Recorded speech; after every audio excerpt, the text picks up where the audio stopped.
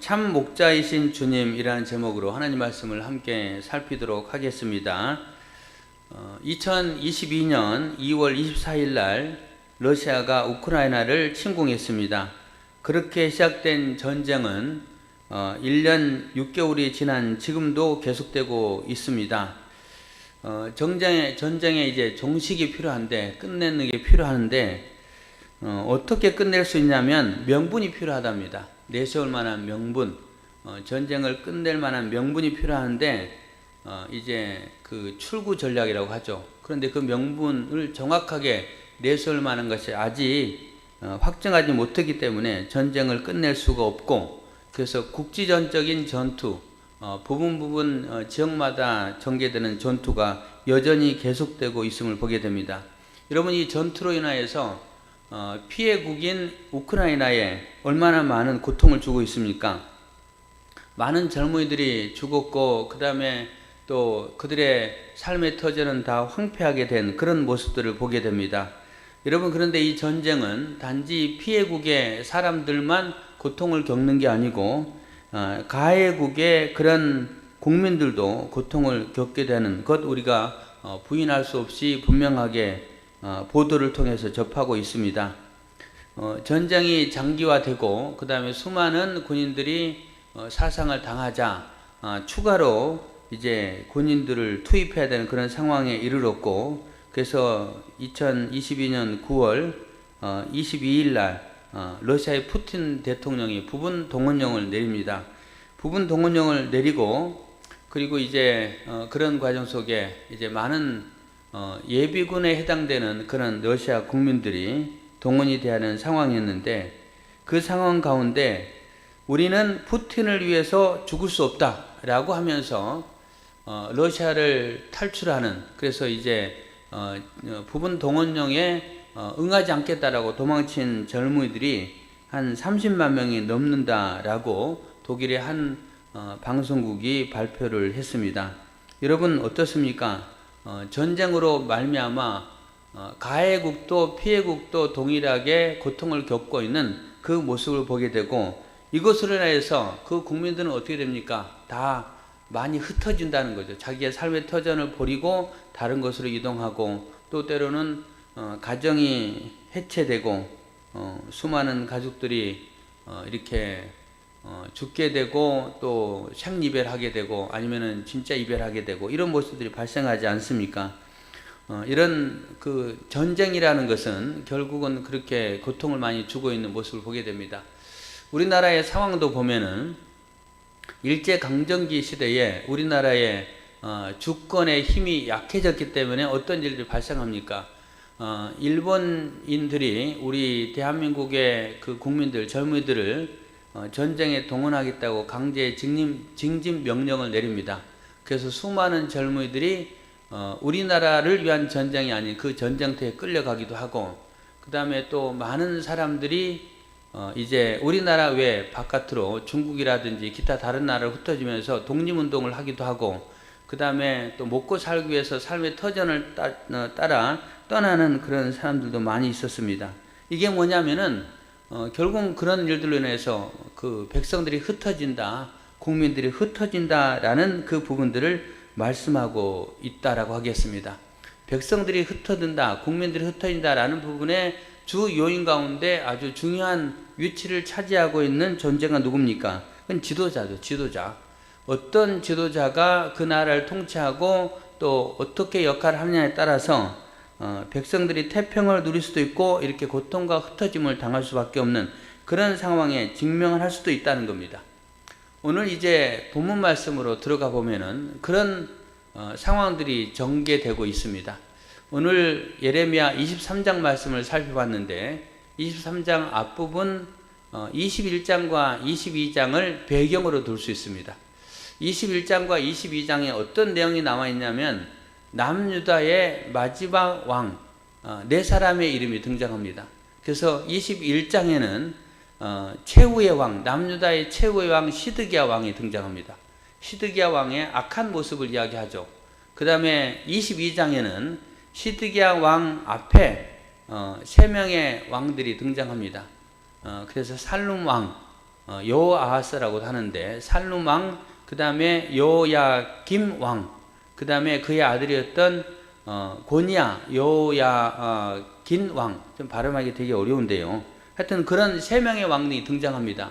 근데 이 세 명의 왕들이 어떤 행동들을 하게 되냐면 22장 13절과 14절에 보면은 불의로 그 집을 세우며 부정하게 그 다락방을 지으며 자기의 이웃을 고용하고 그의 품삯을 주지 아니하는 자에게 화 있을진저, 이런 말이 등장합니다. 그들이 큰 집을 짓고 그 다음에 다락방을 만들고 그것을 위해서 백성들을 동원하는데 그들에게 품삯을 주지 않았다, 이렇게 표현을 하고 있습니다. 큰 집이라는 것은 왕궁을 말하는 거고요. 그 다음에 두 번째 다락방은요, 우리나라로 치면 누각을 말합니다. 누각이 뭐냐면은, 여러분 경복궁에 가면은 경회루라고 있잖아요. 경회루. 예, 거기에 경회루의 역할은 어떤 역할입니까? 이제 좀 높은 곳에 올라가서 여러 군데를 볼 수 있는 전망대의 역할이죠. 전망대의 역할이고, 거기에서 이제 음식을 나눠 먹고 유흥을 벌일 수 있는 연회의 그런 역할입니다. 이게 이제 누각이라는 것이고, 오늘 본문의 다락방이 바로 그런 것입니다. 여러분, 왕이 어떤 일을 하고 있습니까? 이 나라는 이제 바벨론에 곧 멸망합니다.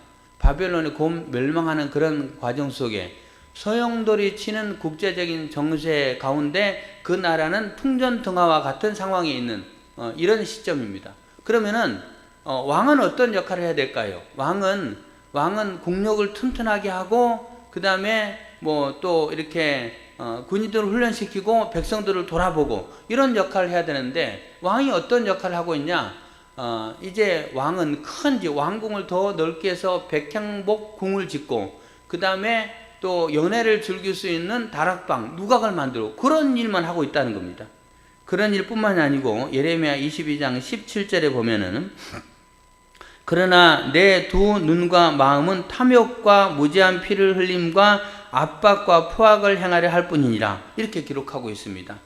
왕이요, 그 마음에 늘 탐욕이 가득하고, 그 다음에 무지한 자의 피를 흘린다, 살인하고 압제와 포악을 행하려 할 뿐이다, 이렇게 기록하고 있고, 이 부분을 공동번역 성경에는 이렇게 기록합니다. 그런데 너는 돈 욕심밖에 없구나. 죄 없는 사람의 피를 흘리려고 눈을 부릅뜨고 백성을 억누르고 들볶을 생각뿐이로구나, 이렇게 이야기를 합니다. 그러니까 왕의 마음은 어떤 마음이에요? 왕의 마음은 자기의 그런 왕궁이라든지 연회장을 짓기 위해서 백성들을 들볶고 또 살인하고 그 다음에 압제하고 그 다음에 포악을 행하고, 이런 모습이 왕의 모습이라는 겁니다. 여러분, 그래서 그 왕의 모습, 이 모습을 이제 백성들이 겪으면서 어떤 생각이 들까요? 여러분, 그 왕들 밑에 있고 싶겠습니까? 여러분, 누가 강제 징집당해서 품삯도 받지 않고 노동을 행하는 그런 입장에 있으려고 하겠습니까? 결코 그렇게 있으려고 하지 않을 거란 말이에요. 그래서 그 결과에 대해서 오늘 본문 이야기합니다. 그래서 오늘 본문에 왕들에 대해서 뭐라고 표현하냐면요, 목자라고 표현합니다. 목자. 그래서 이제 예레미야 23장, 우리가 이제 오늘부터 살펴볼 말씀 가운데는 목자들에 대한 심판에 대해서 이야기를 하고 있고, 그 다음에 두 번째로는 제사장과 선지자들에 대한 심판에 대해서 이야기합니다. 제사장과 선지자를 포함한 목자들, 지도자들이라고 할 수 있죠. 그래서 지도자들에 대한 책망에 대해서 이야기하고 있음을 보게 됩니다. 오늘 1절 보겠습니다. 여호와의 말씀이니라. 내 목장의 양떼를 멸하며 흩어지게 하는 목자에게 화 있으리라. 양떼를 멸하며 흩어지게 하는 목자, 그리고 그 목장은 내 목장, 하나님의 목장, 하나님이 이스라엘 백성들을 사랑하고 나의 목장이라는 거예요. 나의 목장에 있는 그 양떼들을 흩어지게 했다는 겁니다. 그들을 멸하게 했다는 겁니다. 2절, 그러므로 이스라엘의 하나님 여호와께서 내 백성을 기르는 목자에게 이와 같이 말씀하시니라. 너희가 내 양떼를 흩으며 그것을 몰아내고 돌보지 아니하였도다, 이렇게 말합니다. 목자들을요 흩어버렸고 그것을 몰아냈고 그들을 돌보지 않았다는 겁니다. 이게 왕들의 모습이라는 거예요. 이게 지도자들의 모습이라는 겁니다. 여러분, 이 모습을 보고 하나님이 기뻐하시겠습니까? 결코 기뻐하지 않는다는 겁니다. 아까도 말씀드렸지만은 좋은 지도자를 만나면 태평성대를 누리지만 나쁜 지도자를 만나면 백성들이 이렇게 흩어지고 또 쫓겨나고 또 잃어버리고 이런 고통을 겪는다는 거예요. 이런 상황 속에서 우리가 얻을 수 있는 교훈이 뭘까요? 여러분, 지도자는 굉장히 중요한 겁니다. 그래서 여러분의 자녀를 양육할 때에 이 땅에 좋은 지도자를 배출하려고 하는, 좋은 지도자로 세우고 싶고 훌륭한 나라와 민족을 위해서 또 하나님 나라를 위해서 이렇게 잘 성장해 주는 그 자녀 되기를 원하잖아요. 그렇다면은 여러분, 그 자녀를 믿음으로 말씀으로 잘 양육해야 됩니다. 이런 부분도 필요하고요.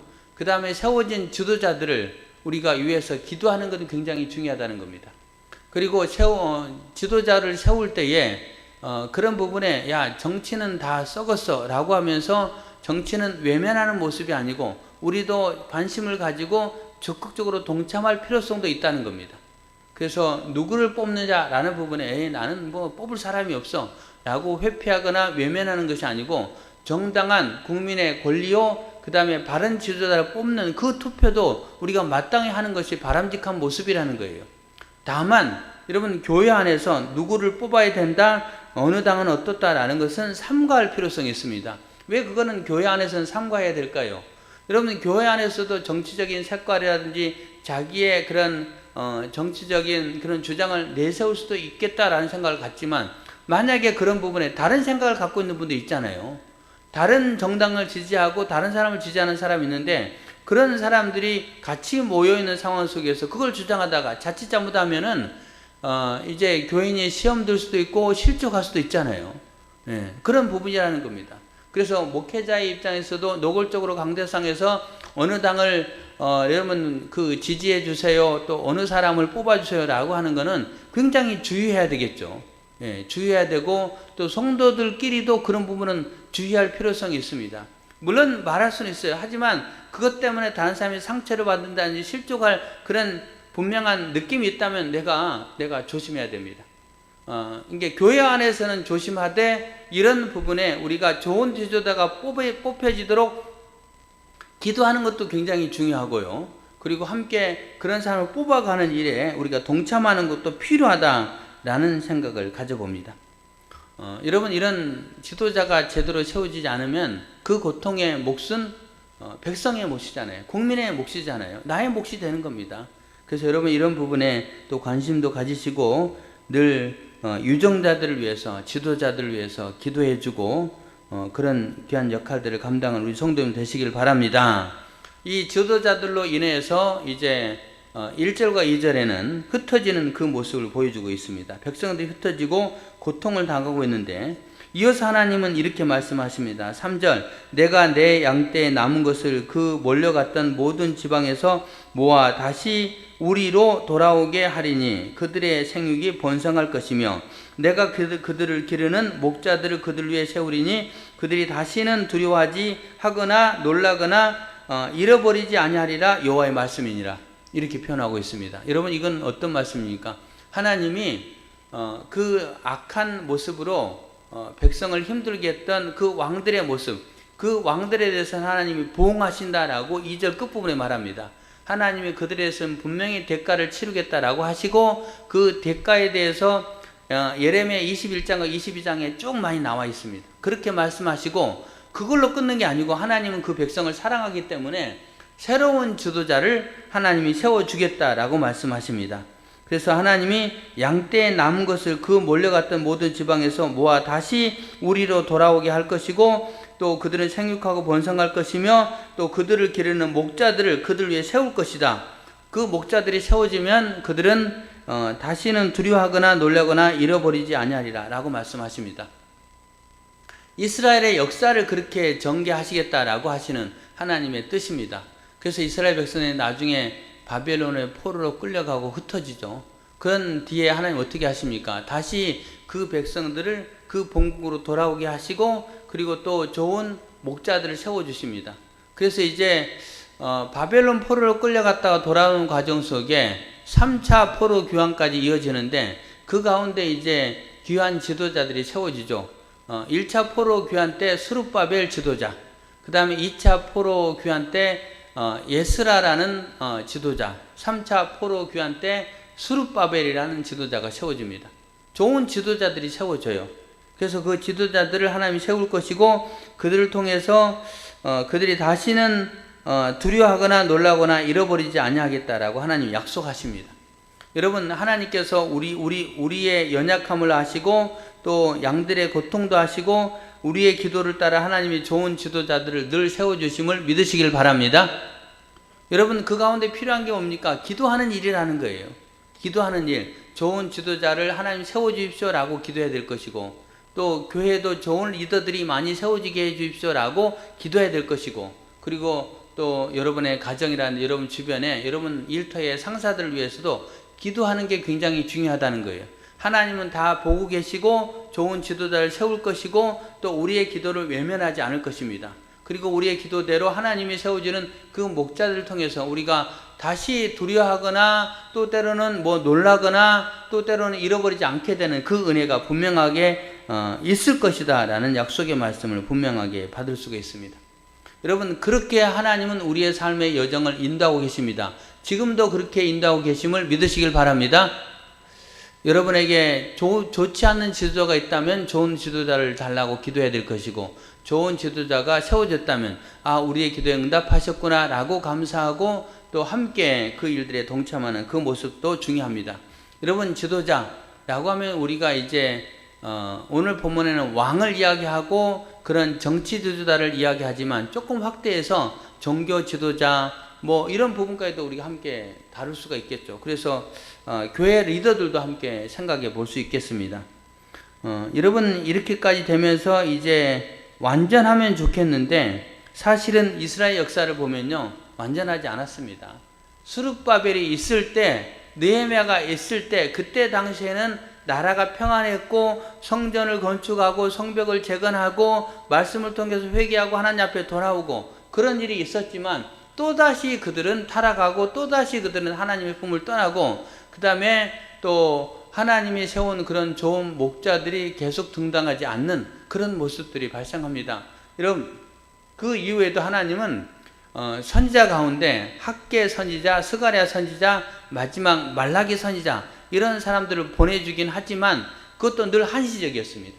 여러분, 뭘 우리가 깨달을 수 있냐면요 하나님이 세우시지만 인간 목자는요 유한하다는 거예요. 제한적이라는 거예요. 완벽하지 않다는 겁니다.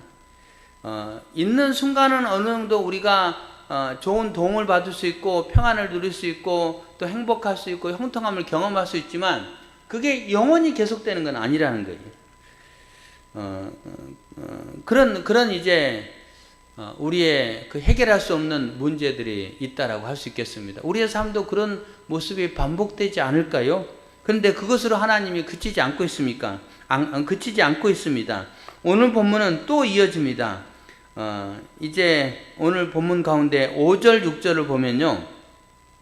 우리 5절, 6절 함께 같이 읽을까요? 여러분 성경책을 보시기 바랍니다. 그리고 같이 읽겠습니다. 시작!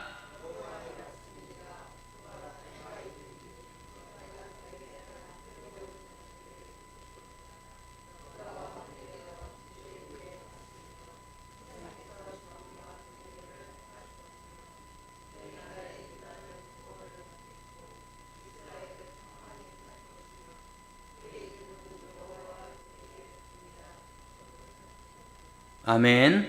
네, 잘 읽으셨습니다. 거기 5절에 보면은 여호와의 말씀이니라 보라 때가 이르리니 때가 이른다. 미래형이죠. 미래.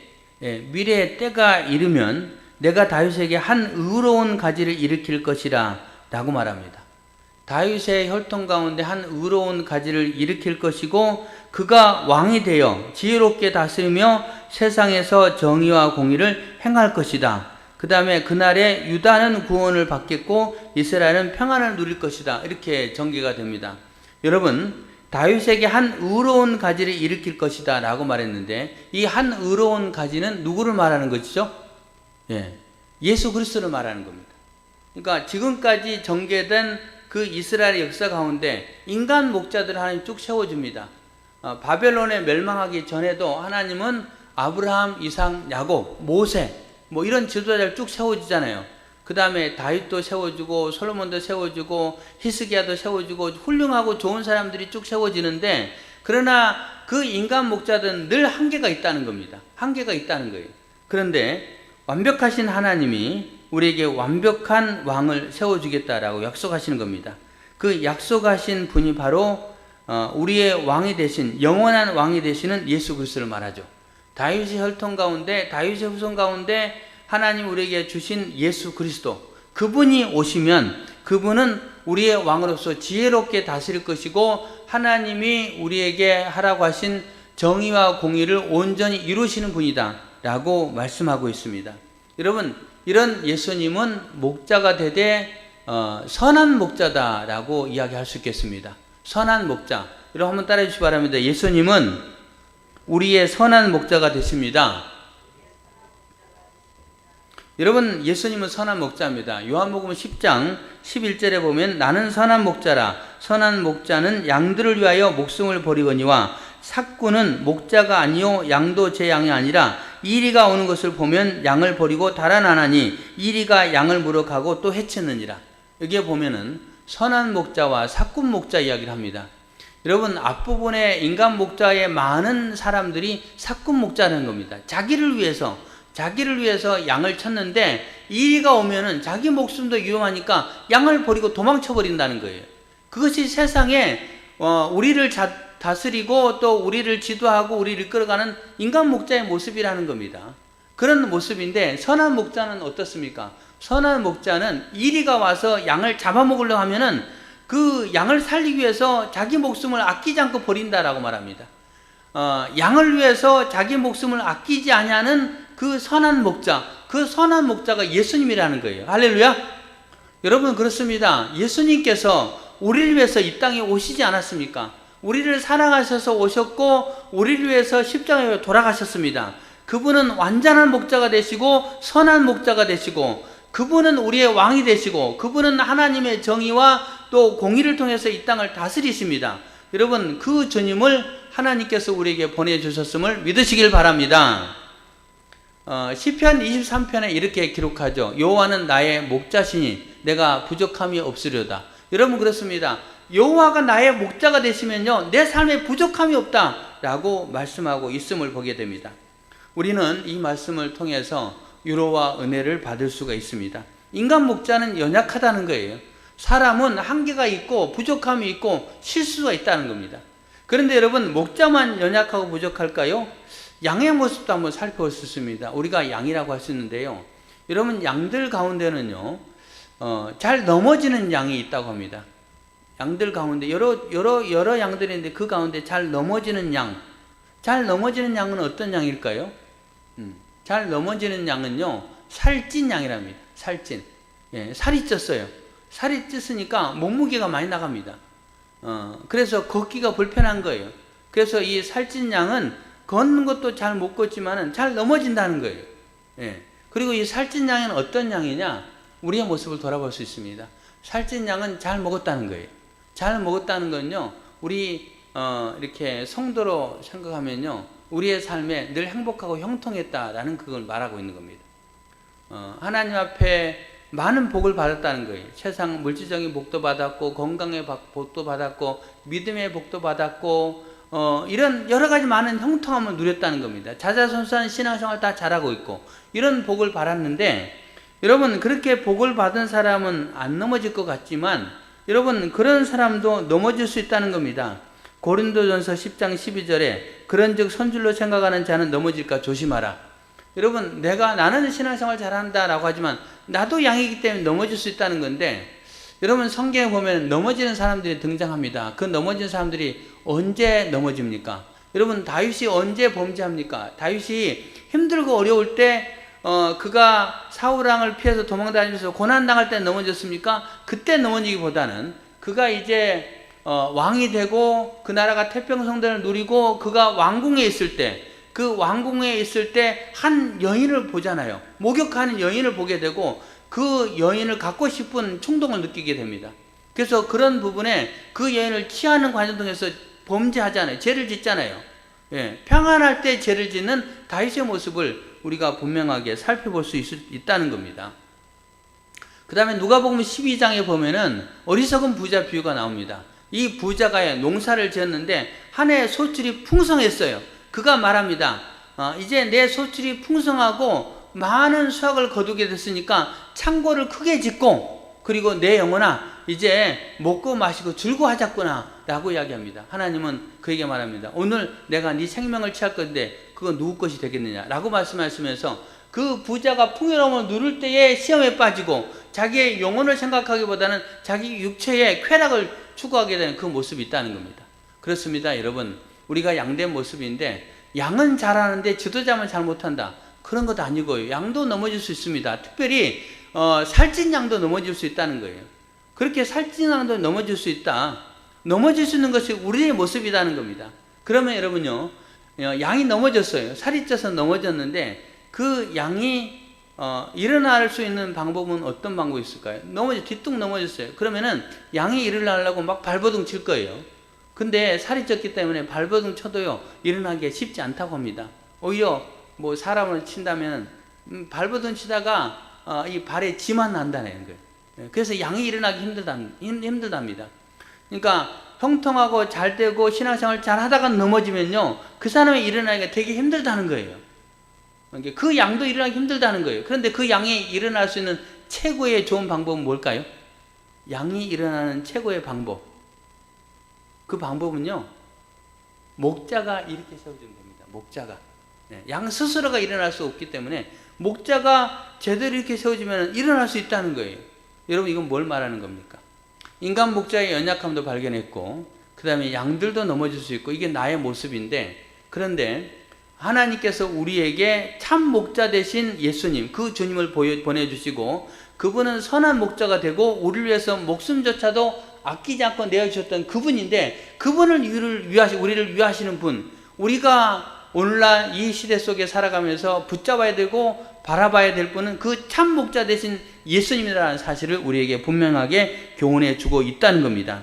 오늘 본문에도 그런 부분들을 5절과 6절에 말씀하고 있는 거예요. 그분은 지혜로 다스릴 것이고 정의와 공의로 우리를 행할 것이고, 그분은 우리를 구원하실 것이고, 그분은 우리에게 평안을 줄 것이다.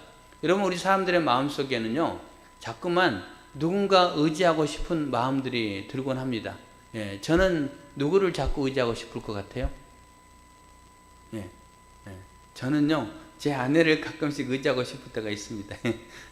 뭐 먹을 때나 또 힘들 때 제 아내에게 이야기하고, 또 이렇게 뭐 의지하고 싶고 위로를 받고 싶고, 여러분 그런 마음이잖아요. 제가 근데 그렇게 내가 내 아내를 의지하고 싶고 또 아내를 통해서 힘을 얻고 싶다라고 이렇게 생각하면서 한편으로 생각하기를, 내가 주님이 있는데 왜 주님 바라보지 않고 주님 의지하지 않고 자꾸 시선이 사람에게로 갈까? 이런 거 한번 생각해 봤습니다. 제 아내에게 위로를 받고 의지하는 게 나쁘다는 말이 아니고요, 자꾸만 우리의 마음은 주님을 바라보고 주님을 향하지 않고 내 옆에 나에게 힘줄 사람들을 바라본다는 거예요. 그게 이제 인간 목자인데요, 인간 목자는 우리에게 완벽하게 문제를 해결하고 우리를 완전하게 이끌 수 없다는 사실을 깨달아야 됩니다. 그렇다면 오늘 본문 말씀을 통해서 하나님이 우리에게 보내주셨던 그 다윗의 가지에서 난 의로운 한 가지 대신 예수 그리스도, 그분을 붙잡아야 된다는 거예요. 여러분, 그분은 우리를 구원하시고 그분은 우리에게 평안을 주시고 그분은 우리에게 응답하시는 분이라는 사실을 믿으시길 바랍니다. 여러분, 그렇습니다. 사도행전 16장 31절에도 주 예수를 믿으라, 그리하면 너와 내 집이 구원을 얻으리라. 나만 구원받는 것이 아니고 우리의 가정도 구원을 받을 것이고 이 민족도 구원을 받을 것이고 이 세상도 구원을 받을 것이다 라고 분명히 주님이 약속하십니다. 그래서 우리가 때로는 우리의 삶 속에 인간 목자 필요합니다. 그리고 도움을 받아야 되기도 하고 위해서 기도해야 되고 더불어 인생길을 살아가는 건 맞습니다. 하지만 그 인간 목자가 나를 완벽하게 이끌 수 없다는 사실을 깨닫고 우리가 바라봐야 될 분은 주님이시다는 거예요. 나를 위해서 생명주도 아끼지 않았고 나를 위해서 십자가에 도셔가신 그 주님, 그 주님은 완전하신 분, 하나님의 정의와 공의를 실현하시고 지혜롭게 우리를 이끌어주신 분이다라는 사실입니다. 여러분 그분을 바라보고 한 주 동안 살아가고 믿음으로 또 여러분 인생길을 걸어가는 교회분들 되시길 바랍니다. 7절과 8절 말씀에도 의미가 있습니다. 7절 8절 보겠습니다. 그러므로 여호와의 말씀이니라, 보라 날이 이르리니 그들이 다시는 이스라엘 자손을 애굽 땅에서 인도하여 내신 여호와의 사심으로 맹세하지 아니하고 이스라엘 집 자손을 북쪽 땅 그 모든 쫓겨났던 나라에서 인도하여 내신 여호와의 사심으로 맹세할 것이며 그들이 자기 땅에 살리라 하시니라. 여러분 여기에 보면은 이스라엘 백성들이 그동안의 맹세를 우리를 애굽 땅에서 인도해 내신 하나님의 이름으로 맹세하노니 하나님의 이름으로 구하노니 애굽 땅에서 인도하시는 하나님 그 기적의 하나님 그 하나님을 바라보옵나니 라고 기도했는데 앞으로는 그렇게 맹세하거나 기도하지 않고 어떻게 한다는 겁니까? 북쪽 땅 그 모든 쫓겨났던 나라에서 인도하여 내신 여호와의 사심으로 맹세할 것이다 라고 말합니다. 이거는요 어떤 말이냐면 쉽게 말하면은 우리를 출애굽시킨 하나님 그 하나님께 기도합니다 라는 게 아니고 우리를 출바벨론 시킨 하나님의 이름으로 기도합니다 이런 의미입니다. 그래서 오늘 이 본문의 내용이 예레미야 16장에도 반복이 됩니다. 앞부분에 반복이 돼요. 이런 동일한 말이 반복이 됩니다. 그러면은 여러분 우리가 질문해 볼 수 있죠. 출애굽시킨 하나님과 출바벨론 시킨 하나님은 어떤 차이가 있을까요? 애굽 땅에서 우리를 인도해 내신 하나님 그 하나님의 이름으로 맹세하지 않을 것이고 그 다음에 이제 북쪽 땅 그 쫓겨났던 땅에서 우리를 인도해 내신 하나님의 이름으로 우리가 맹세하겠다. 여러분 두 개의 차이는요 과거와 현재를 말하는 겁니다. 출애굽은요 과거의 기적을 베푸셨던 하나님입니다.